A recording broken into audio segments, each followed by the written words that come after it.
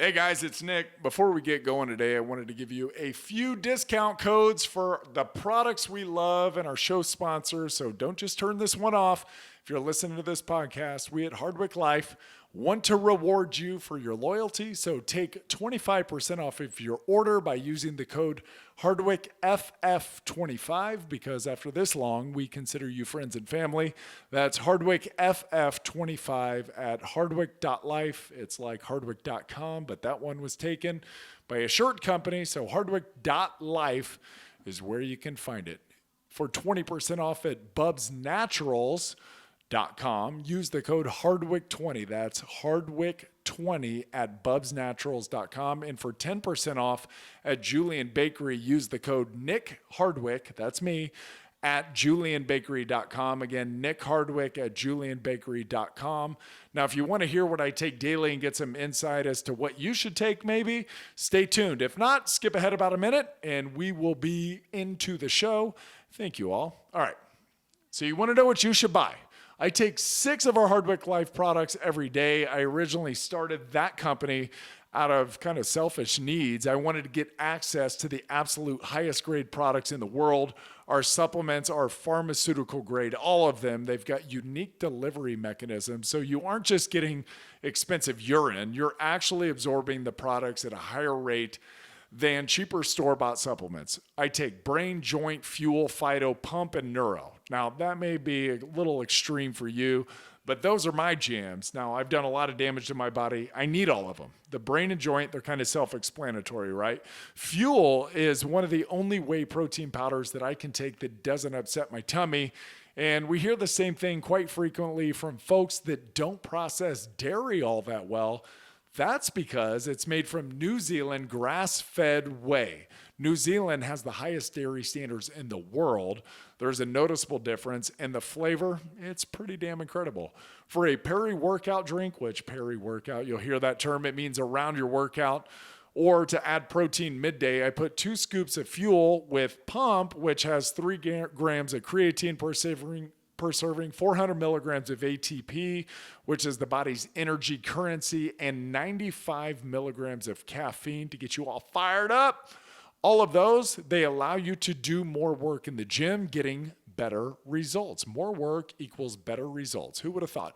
Seriously, you can work harder and have a lower rate of perceived exertion. And I like to add in phyto, which has all of the necessary nutrients, vitamins, and minerals, along with this patented formula called True Brock, which contains glucoraphanin, which researchers at MIT are calling the fountain of youth. And lastly, I take neuro about an hour before bed. Dr. Andrew Huberman, a Stanford neuroscientist, host of the Huberman Lab podcast and recent guest with Joe Rogan. I'm sure some of you listen to that guy. He's pretty awesome. Recommended in our 3rd episode ever, we got him before he blew up, magnesium L-threonate, as it's the only form of magnesium to cross the blood-brain barrier.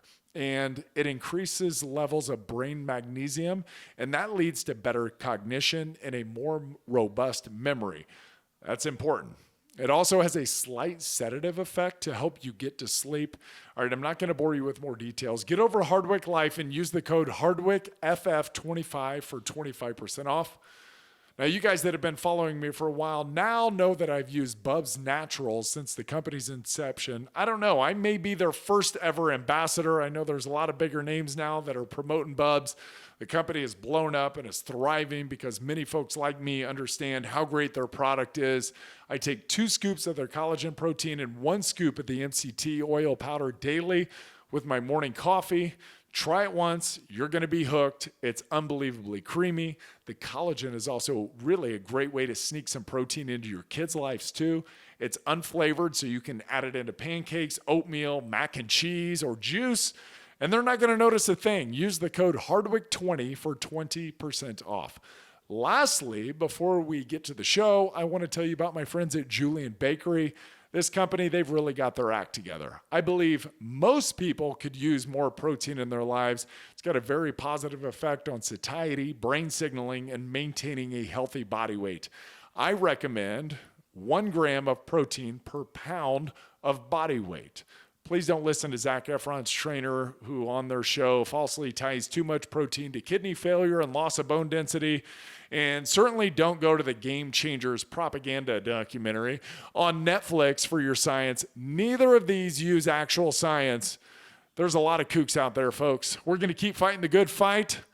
I love a variety of protein. Obviously, I've told you about our whey protein, Bubs Collagen Protein, and Julian Bakery's specialty, in my opinion, is their egg white protein powder. They come in ridiculous flavors like pumpkin pie, coconut, maple glazed donut. They blend easily. They're a great addition in the middle of the day. Use the code Nick Hardwick for 10% off. That's Nick Hardwick for 10% off. All right, that's enough. Let's get you back to the show. Love y'all. It's time. Hey, it's the Hardwicks. I'm Nick. She's Jamie. Hi. It's the Hardwick Life podcast. Welcome in. Hope everyone is doing well wherever you're listening. However you're listening, we thank you so very much. I'm going to roll my foot out. Got a little plantar fascia that I've been dealing with for 18 goddamn months now. Yeah. Gosh darn it. It's killing me. You've got issues. I got big issues. He's wearing Crocs. He's got a massager on his foot. If you're watching on YouTube, the Crocs are sweet. They're cool. They're like a tie-dye. Black and white tie-dye. They're in the beach collection. Is that what they are? Yeah. Isn't that funny? Yeah, it's like beach bleach or something like that. Anyway, kind of cool. I'm so happy that looking homeless has become like a really cool style because I've been training for this my entire life. I walked into a football game the other day. It was at the high school, and I was wearing like a pair of ratty sweatpants. I had like this oversized ratty sweat shorts, not even pants. No, it was sweatpants. Oh, it was. It was an oversized like vintage T-shirt that was like down to my knees. It was Dennis Rodman. Yep. Yeah. I had a male like double XL camo jacket on, and I had my Crocs on, and I'm like walking in, and this high school girl's like, "Gosh, I love your outfit. Nice style." Yeah, and I was like, "Man, I have been ready for this. This has been my look." Who do we have to thank for this? Kanye West? I mean, maybe. I don't know. Like, bringing back homeless chic. Is that what we call it? What do we call it? It's very 90s right now. We're very grungy in our style, yeah. So it's like you want to look like you don't care, even though it's like you really care. But do you actually care? I truly. At that day, I did not care. Right. But it was not just funny. Not a lot of effort went to have a cute little 16-year-old. I love your outfit. I was like, yes. All right. Dig I've been that. waiting for this. We used to kill Shane Olivier because he used to walk around our facility. He was our right tackle for the Chargers, and we were drafted together from Ohio State. What's up, Shane? Hope you're doing well, buddy. And he'd walk around in Crocs, and we were like, that is the absolute worst. And he would say, they're so comfortable, though. And I was like, comfort? Never an excuse to give up fashion. And here I am at 40 years old. You have given up all the fashion. Geez, all the fashion. Come on, Nick. I know. Get it together. It's funny, though. That's how you go. You know what I've started doing, and this is ridiculous, is I love wearing high heels. I'm like a short, squatty human with a 26-inch inseam. So I want to I have a really short flipping leg. That's probably not abnormal for a female. I know, but at 5'4", like, I wish that I would have a little bit more leg and a little less torso. I'm a really long torso and a short leg. Anyways. Yeah, you have Neanderthal in you. Not important, but my whole thing was I go out and I wear high heels, and it's become almost unbearable. So I saw this TikTok trend. with your toes or what? The whole foot? Just the whole foot. I play tennis now. I'm like had kids. My foot's flatter. Tennis hurts. Tennis has to be the worst for your feet. Because when I watched you play the other day, I thought I wouldn't be walking for a week after this. Yeah, it hurts. It really does. The court's hard, and you stop and start, and you cut, and oh gosh. So the latest TikTok trend, and I do not recommend this, but I did do it this weekend, is you coat your feet in lidocaine spray. So you literally go to the first aid section at your Walgreens. My toes were like sopping wet with lidocaine. Slip those toes into high heels. I went for 6 hours and didn't feel a damn thing. All good, huh? Yeah, I'm gonna have hammer toes in about a month, but here we are. Hammer toes is no joke. I had an aunt who dealt with hammer toes, and really awful. Okay. I mean, you have to get surgery and pins. I don't want to talk about it. All that stuff. I use lidocaine. Lidocaine, by the way, was what I had a Liz Frank, so I've had 11 surgeries. 2 on my right foot, 2 on my left ankle, 2 left knee, 1 right knee, 2 left elbow, 2 shoulders. So 11 surgeries. Yeah. And the foot was one that got misdiagnosed during my career. I had a Liz Frank, which means my forefoot got dislocated from my midfoot, and I tore multiple ligaments in there because my toe got stepped on. I was blocking a 400-pound man. I tried to twist, and just everything tore. Well, I got misdiagnosed multiple times on MRI before finally getting diagnosed correctly after the season. Well, we were in the middle of a really good year that year. We were 11-5, went to the AFC Championship game. Obviously didn't want to miss out on things. And the doctor told me, it's just a mild sprain. You should probably get back in there. So I immediately flew home from Seattle and showed up to the team facility. And I said, shoot it up. We got to go, because I'm not a sissy and I'm not going to let my team down. And you guys are really good, and I want to be a part of this. And so 9 weeks, I ended up getting a lidocaine shot right in the middle of my foot, which those people don't even know there's crazy amounts of joints in there. They don't move very much. And Doc would put the needle right into one of those little holes, shoot it up, but he would put so much in there that it would bleed over into my arch, because that's where all the pain was. Oh my goodness gracious. It felt every time like my foot was going to explode.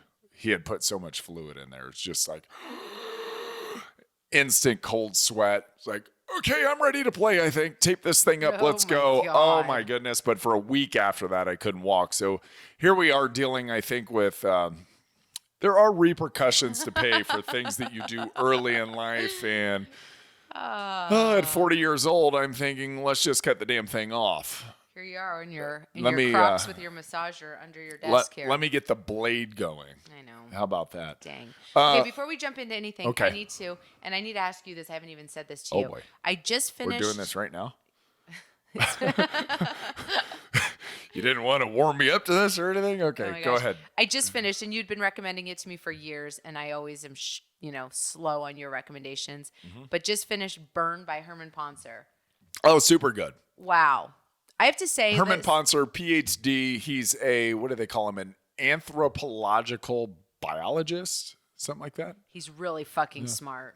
Super smart. So what his gig is he goes back through the ancient tribes that are still in existence today, like the hunter-gatherer, the Maasai tribal people, Hadza. the Hadza people. I mean, he finds all the old tribes, figures out how they live, and he basically measured their metabolism.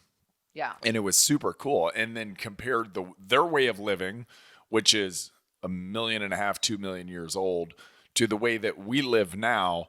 Okay, but don't give it away. Okay. Read the book. It's freaking book. Awesome. And the first couple chapters, like if you're reading it or listening to it from like a purely, I want to get my physique better, you got to kind of get through the first 3 or 4 chapters. Yeah, he's laying it out. Because he's laying it out, and it's a lot of anthropological information. Right. But even then, and I'm not a super sciencey person, it is fascinating, and he's funny. And he's funny, right? I love him. So if you can ever write to him, I will. I'll ask him. Get him on the podcast. I actually have not heard him yet on a podcast, which is surprising. And maybe he doesn't like it. He doesn't read his own book. I listen to the audiobooks. I don't know. Maybe he does not? No, maybe he's just a shy guy. It's another guy that reads it. Who knows? But he's brilliant, and it's an awesome book. And it's just given me such a cool perspective on the diet and exercise and like what we chase right now in our modern world. Right. And to just flip and relax. He has a really That's relaxed kind of approach. That was the moral of the story. And for me, I think that was the last health and nutrition book I read. It was like, well, after this, that's enough. Yeah. I don't really need any more. This is enough information for me. This is incredibly practical. And if we just all calm down, we're all going to be fine. Right. Yeah. So yeah, if you get a chance, Burn. Great book. Burn. Great Yeah, book. and I've recommended it to everybody in the program. Okay, yeah, cool. Read this book. It keeps it all. It's a great perspective. It's sciencey, but it's not complicated. Exactly. That's what I like so much about it. It's a very fresh perspective, and it's just takes us back to our origins as humans, which is cool, and treats us like a species of animal, which we are. And the thing that I like, we're not a better species of animal than any other animal. We're just a species of animal, and we really like to overcomplicate things. Right. Yeah, because here we are on the podcast, and we got in an awesome discussion yesterday about happiness. We went on a walk yesterday.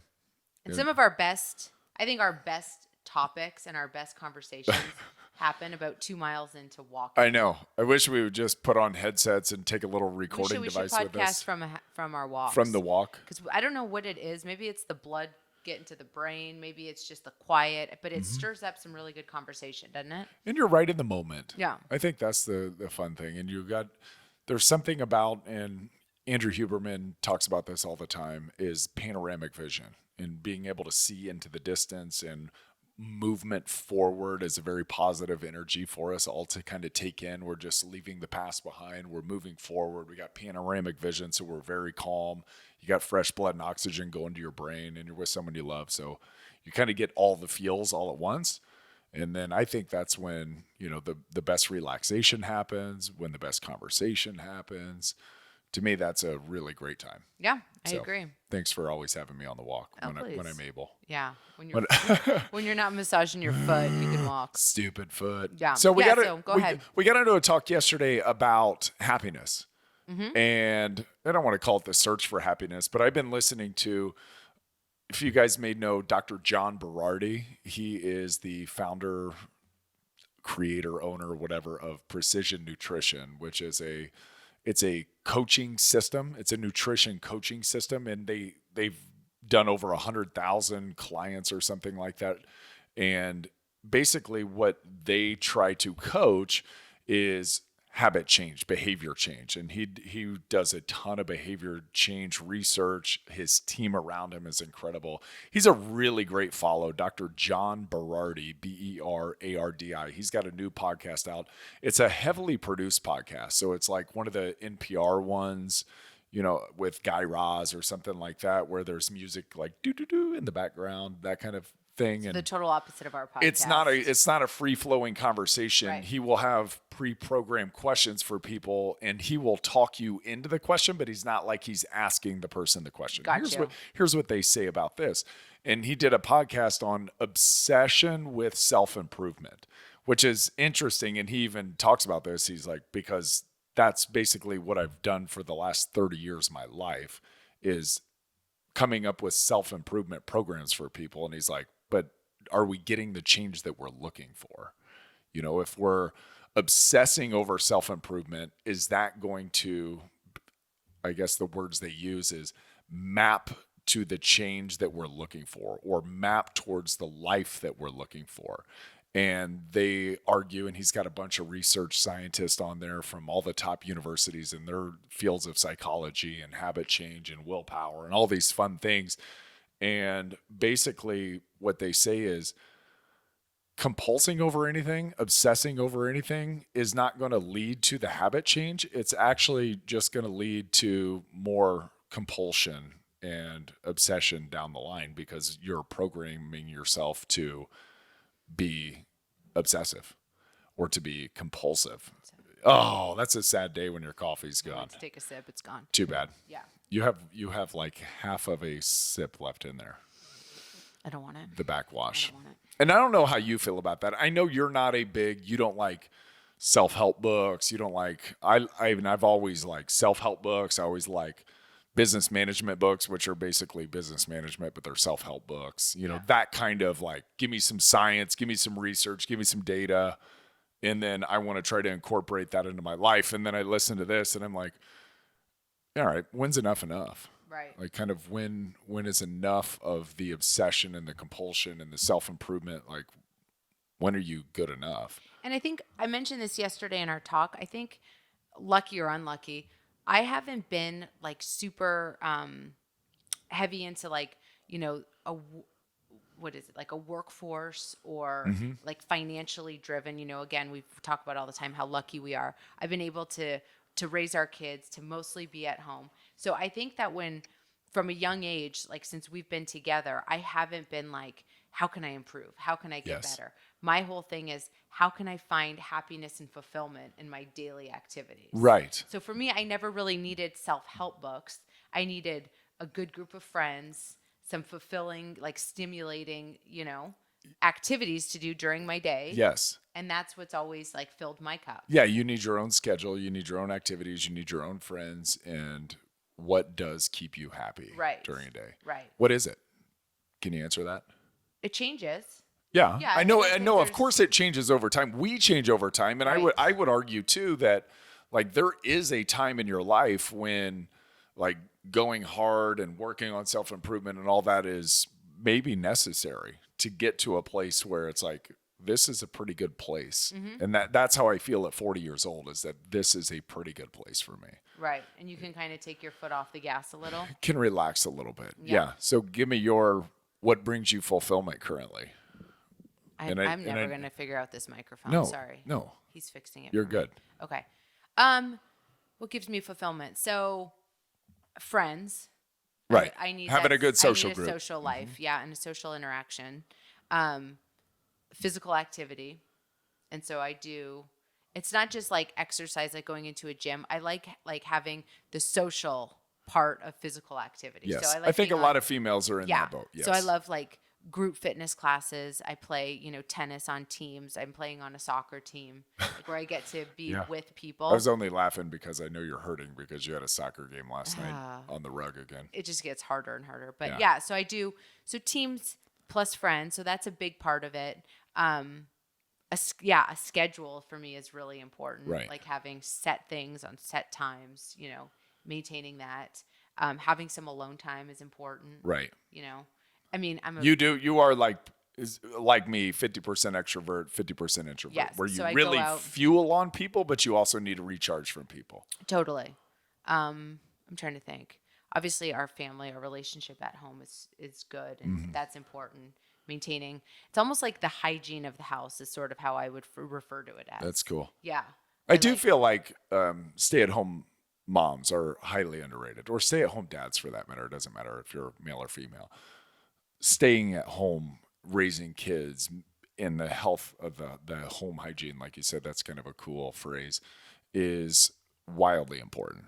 Because if you have a healthy environment to live in, then you have healthy people.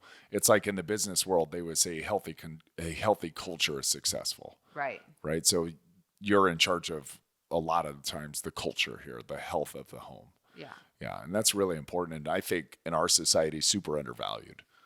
Oh, well, thank you. Yeah. Yeah. So it's simple. It's not crazy, Yeah. but I need those kind of things every day. A little bit of alone time, a little bit of social time, and then I need things in the house to be sort of like how I like them. Yeah. Food stocked in the fridge, clean house, kids are where they need to be on time. Yeah, and if I can maintain those three things, I'm pretty happy overall. That is awesome. You? It's changed a lot. Yeah? It's changed a lot. Yeah. And I would say from a very early age, I was really concerned. And, my motto is I'm not as good today as I will be tomorrow.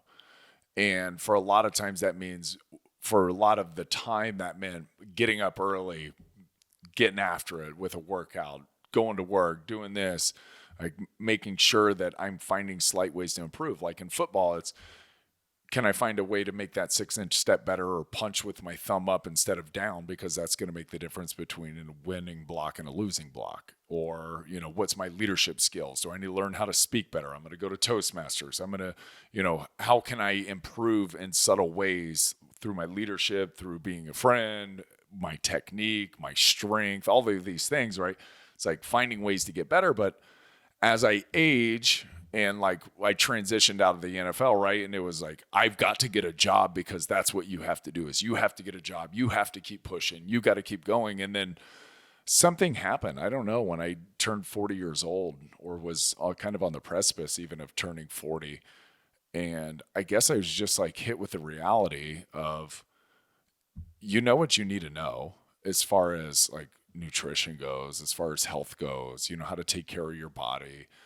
We run a successful podcast. Like I put out the book and I was working like 10, 12-hour days to put out the weight loss book. And I think you were looking at me like, what is this lunatic doing? Like part of the whole reason of moving back to Indiana was to just get more time and space and not be stressed about work. But I still couldn't get it out of my head that I had to show up every single day and beat myself up and find little ways to improve and be working and striving and making money and da-da-da-da-da. And it's like, you don't really have to.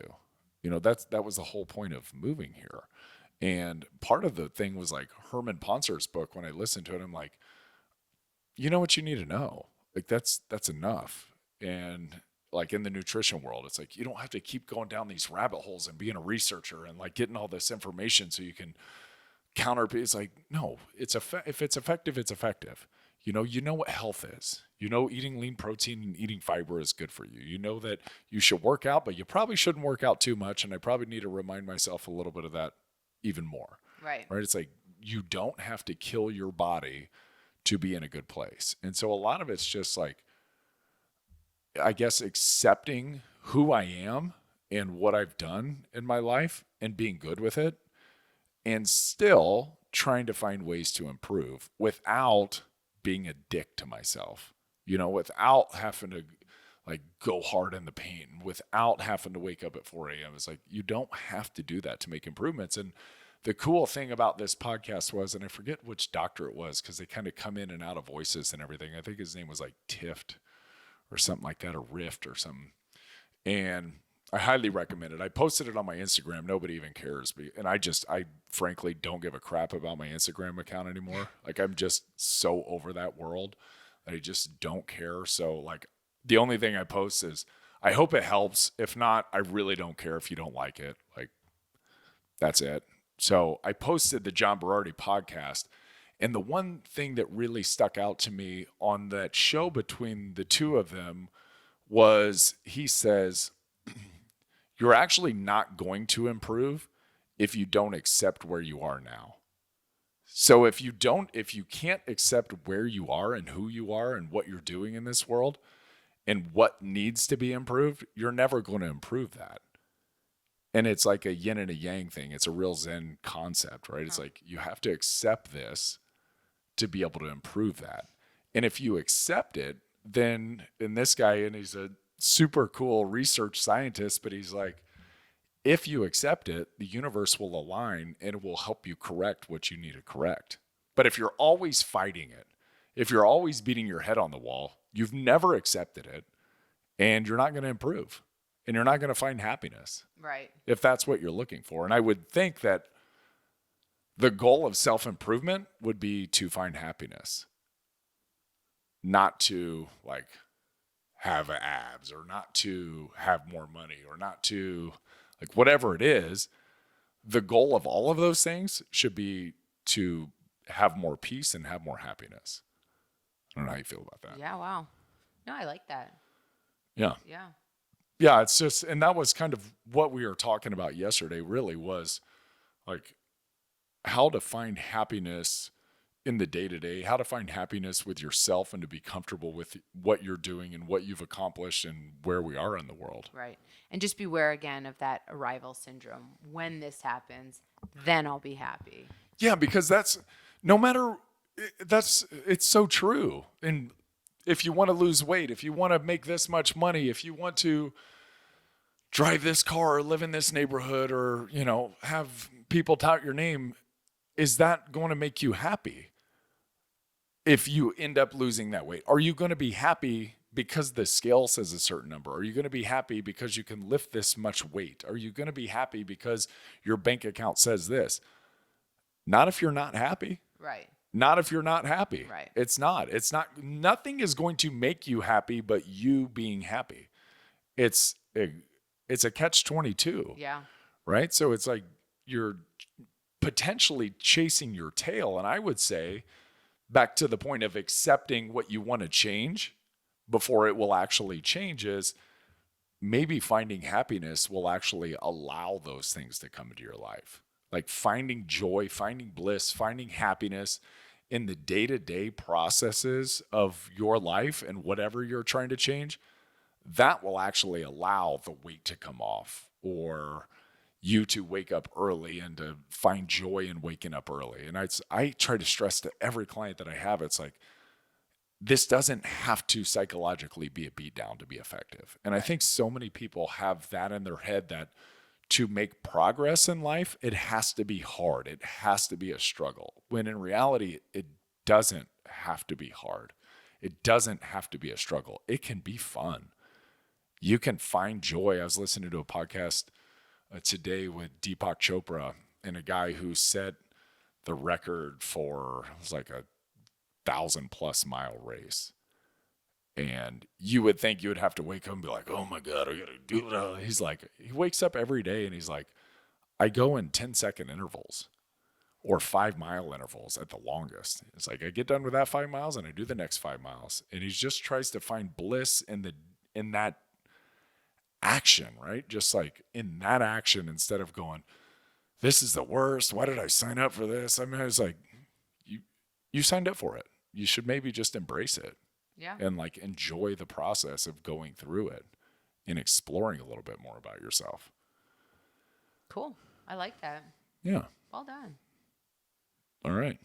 I don't have anything to add to that. I think that I'm like, cool. Yeah. That's a great sort of. And I thought the one thing that Deepak said that was super cool out of this one, by the way, he's got a great podcast too. My kids actually listened to it with me the other day in the car. They? Yeah, they did. And it was on creating false identities and like buying into the image of yourself and how that's a very dangerous thing to do. And they really like his voice.